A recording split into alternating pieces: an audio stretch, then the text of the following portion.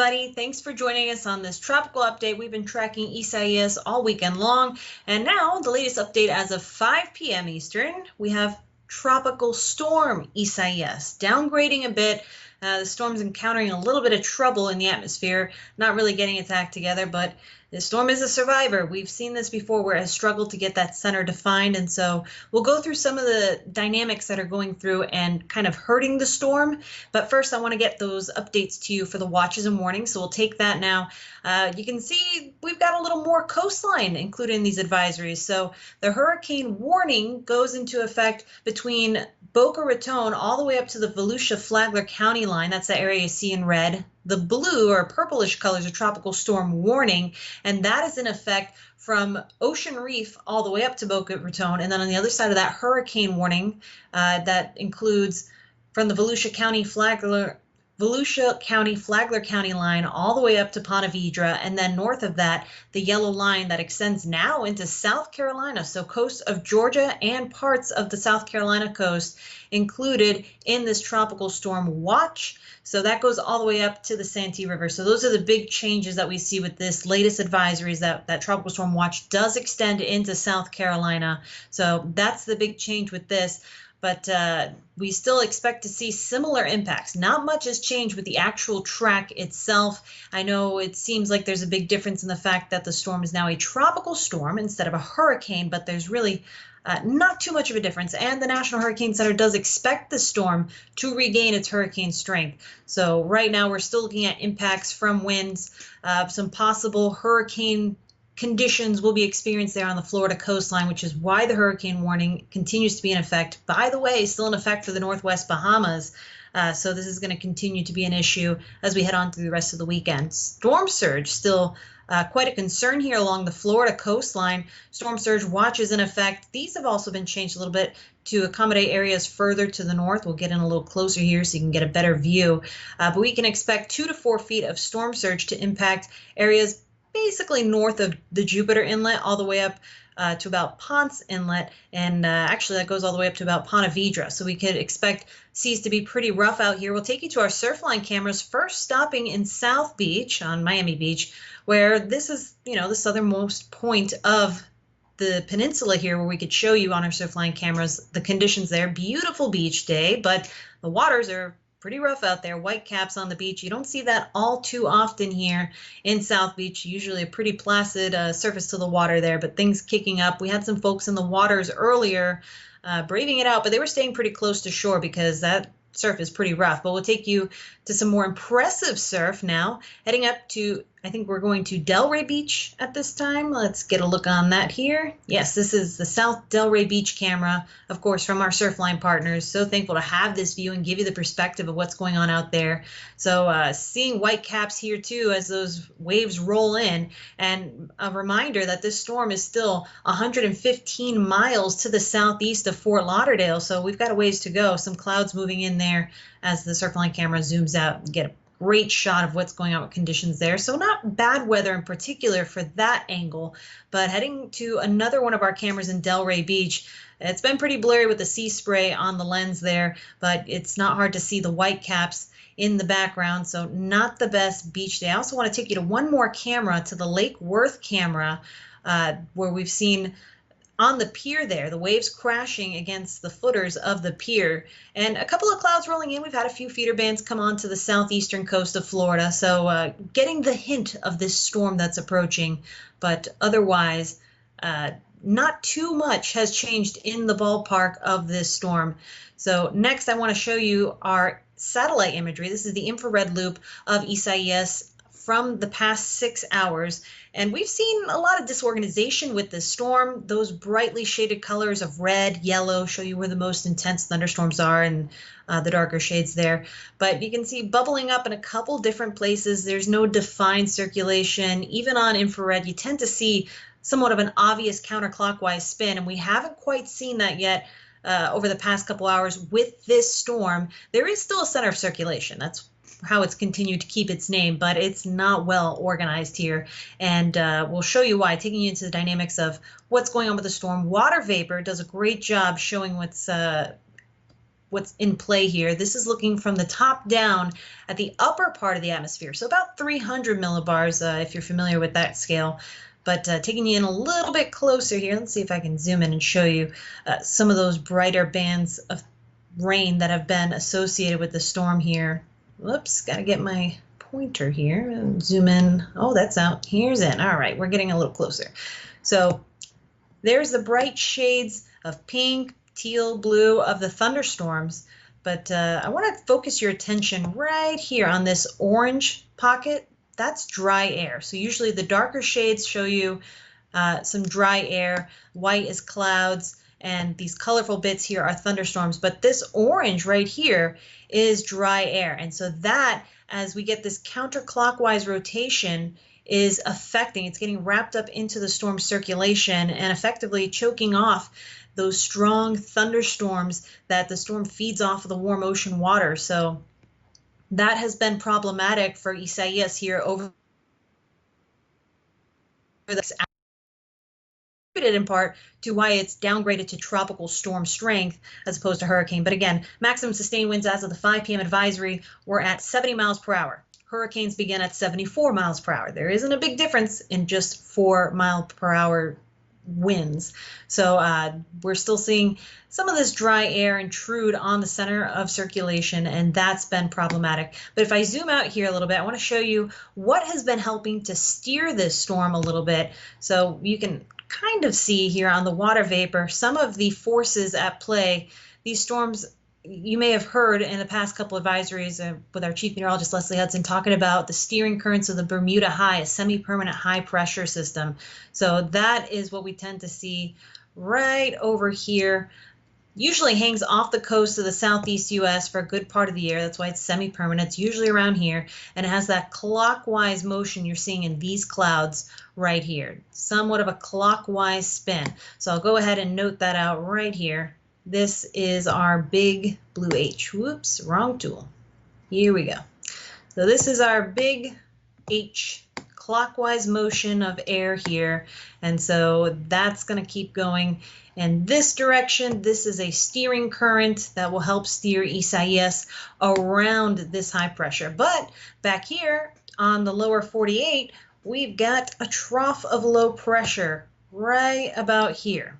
So I'm actually going to erase that and show you that in the other direction, because this is the steering alley of which Isaias has to guide it on its path around the U.S. coastline. So this storm, its circulation is going to take it just up the coast of Florida and the southeastern United States. And don't pay too much mind to my lack of artistic skills, but it's going to follow this general path. And this is the upper part of the atmosphere. So when we look at the surface, it actually translates a little bit to the right. So that's why we've got that close cone right up the coastline here that's going to take it very, very close to the U.S. coastline here. But something else we'll notice from the satellite imagery is that these thunderstorms have stayed largely to the north and east of this disorganized circulation. And so that's why this has been very problematic for our friends out in the Bahamas. And we got some video to show you what those conditions have been like today. This comes from our friend Wayne Neely and some of the local media partners we have out there of just how rough it's been out in the Bahamas today. Lots of heavy rainfall for parts of Long Island and into Exuma. That's where we've seen most of these images coming from. And these are folks who were dealing with Dorian less than a year ago. Dorian came through in October. We are now just beginning August. Mind you, this is our 9th named storm. We are well ahead of schedule with Isaias coming through the tropics at this time. But we've just had a lot of wave action here off the coast, a lot of heavy rainfall. Some flooding has been contributing to the conditions over there. Thankfully, this has not been a stronger storm. We've had a lot of good luck in that the circulation has been disorganized and we've had some problems there. That has made things fare a lot better for our friends in the Bahamas and also for those in the Sunshine State and along the U.S. coastline. So going back to that infrared satellite imagery, that loop over the past 6 hours, you can see a couple of places where we've had strong thunderstorms, but nothing too organized. So that storm's going to keep roping in the drier air. As we head into the nighttime hours, things should begin to turn around for Isaias, where it has a more favorable environment for development. That's because at night we tend to have less of a variation in the atmosphere. Without that sunlight beating on our side of the earth, we get less of the daytime heating that creates variability in the atmosphere, and we have somewhat of a pressure minimum going into the late overnight hours. So those things tend to help these tropical systems kind of hold their own into the overnight hours. So I don't think it'll be long. Perhaps in the next advisory, maybe at 11 p.m. tonight, we could see things going back to hurricane status. Like I said, the National Hurricane Center does expect this storm to regain hurricane status. It's only a 4-mile-per-hour difference. But another factor that will contribute to that is the storm is interacting with land right now. It's moving off over those waters again that are very warm off the coast of Florida and the Bahamas, but also the Gulf Stream that wraps around the Florida Peninsula, a trough of very warm water that follows about 20 to 40 nautical miles off the coast. That tropical systems love that. It's very warm water that they can feed off of. These are heat engines. So like a steam engine, that's putting that fuel in there. And so the center of Isaias, as it continues charting closer to Florida, will feed off of those warm waters. And so we will see that slight uptick in intensity. Great news here, though, is that there have been so many things helping us to work in our favor, weakening the storm, preventing it from rapidly intensifying as storms sometimes can do when we have such warm temperatures out in the Atlantic and the Gulf of Mexico and the Caribbean for this time of year. We are in the middle of summer here. So some things have definitely worked in our favor here to be grateful for. I want to show you again, Category 1, the difference between tropical storms, Category 1 hurricanes is in the wind speed. That's what the Saffir-Simpson scale plays off of here. So with a Category 1 hurricane, we expect winds to be within that range of 74 miles per hour to 95 miles per hour. It produces minor damage, flooding, storm surge, winds, that all becomes some of the impacts that could be expected. And of course, you know, we saw with Hannah a couple weeks ago, just about a week ago, some of the damage that occurred in South Texas, and that was only a Category 1 hurricane. And you know, these things are not to be dismissed. Even tropical storms, those are not systems to be dismissed. The wind is not the biggest factor when these storms approach. Oftentimes, it is the storm surge, it is the flooding that becomes problematic. But very happy to report here that things look pretty good for Florida and the U.S. coastline as Isaias makes its very close approach. Hurricane hunters have been working very hard, making a couple flights through there on the hour. Every 3 or 4 hours, they have been working very hard to take observations. And in this storm, it's been particularly vital because we've had those issues where we were having trouble finding the center of circulation. So this is from their most recent trip coming out of Keesler Air Force Base in Mississippi, making the trip out near the Bahamas. And they make this somewhat alpha shape, kind of, if you're into drawing stick figures, if you had to draw a fish, this is how you did it. So this is the path that they tend to take, and they kind of map out the quadrants, and you'll see they spent quite a bit of time here on the southwest side because that's where we're seeing the lack of thunderstorms, the lack of intensity, and ultimately the weak point of this storm. So that is why at the 5 o'clock advisory that had a hard time finding maximum sustained winds at hurricane strength. You'll see this wind speed they found in one spot reported at 62 miles per hour. So surface pressure during that flight, 985 millibars. And the official advisory at 5 p.m. gave it a minimal central pressure of 993 millibars. So still finding some weakening within the storm. As we go on through tonight, we will see some intensity regained by the storm in all likelihood. That's what the National Hurricane Center is thinking. And from what we can tell here, my radar, very smart people working on it. Nothing to disagree about. Right on track here. So I want to get to the actual forecast track, if I could pull that up here and show you. We've had some wobbles. This is what I like to call the dance, and I tweeted about this yesterday. If you follow me on Twitter, you would have seen my rant about this. So we see the cone of concern, as some call it, the cone of error, do a dance. It wobbles a little bit to the left, wobbles a little bit to the right, then back to the left. So we've seen over the past several advisories in the past 24 hours that the cone has brought the center onshore, then offshore, then maybe back onshore and just offshore again. We will continue to see this wobble, and it's for a couple of reasons. One, as the center fluctuates, so will the models. They pick up on that data, and that's why you'll see the fluctuation in the cone.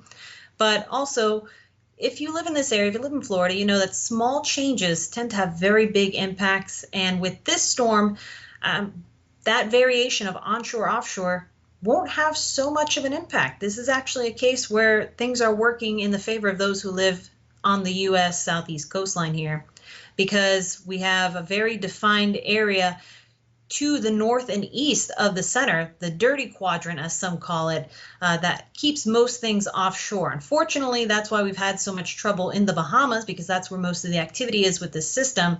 But it should fare well for folks here along the coastal U.S. who will have to experience this storm. So the cone takes it just up the coast, possibly brushing Cape Canaveral there as a Category 1 hurricane. That's why we have those hurricane warnings in effect. And then as it scoots past Jacksonville and up by Savannah, this is what takes it to a possible landfall off the coast of the Carolinas here into Tuesday. And then if it holds together, and if this forecast realizes that far out, we could see perhaps another landfall in New England, or at least the remnants of Isaias making its way into New England and eventually Canada. There's a lot of particulars in that. So right now we're going to focus on the near term and what's happening in the first couple of days of this cone as it makes its way up the coastline for the time being. So with that, on the official forecast track, this is what we can expect some of those wind speeds to be. And this is why I was saying the dirty side of the storm being in the northeast quadrant, because this lighter shade of yellow is the tropical storm force winds, and the darker shade of orange would be just below strong tropical storm, just below hurricane status. If we had some red on here, that would indicate then Category 1 hurricane force winds. So I'll put this into motion here. As this nears the coast, South Florida, not really getting much for those tropical storm force winds until the storm makes its closest approach off the coast of West Palm Beach here. And then progressing into the early hours on Sunday morning up the coastline, we could see some of those stronger tropical storm force winds riding into Port St. Lucie, Vieira, just south of Melbourne there, and then making its brush to the Cape. Could see some tropical storm force, likely Category 1 winds, maybe some hurricane force wind gusts in this area here off the Cape Canaveral coastline on the projected forecast path from the National Hurricane Center as it stands at 5 p.m. Then as it makes its close approach to the Florida-Georgia line, again, mostly tropical storm force winds likely to be experienced here in northeast Florida, southeast Georgia, wrapping around into the Carolinas, where we could see a second potential for a landfall, or if it skirts past Florida, its first landfall. Then we would see those stronger tropical storm force winds, 57 to 73 miles per hour, approaching Charleston and also into Hilton Head, Myrtle Beach area, progressing into Tuesday. But that's a couple days out. Like I said, we want to focus on the immediate future here, going into Sunday and Monday, and that there's a lot of time in between now and then. A lot could happen. These systems are pretty unpredictable. They seem to have a mind of their own, but the good science is focused in on this. And really, from a meteorology standpoint, I've got to say National Hurricane Center has done pretty well with this forecast, especially considering that models have a hard time picking up when you don't have a defined center. And it took Isaias quite some time to get that center wrapped in and tightened up. You know, we knew it as potential tropical cyclone 9 for quite some time, and made it past the mountains of Puerto Rico and into Dominican Republic, Haiti. So it's held its own, and it's struggled with some of the unfriendly environments of the atmosphere that it's encountered. So we fared well, but the forecast has been pretty spot on with this one.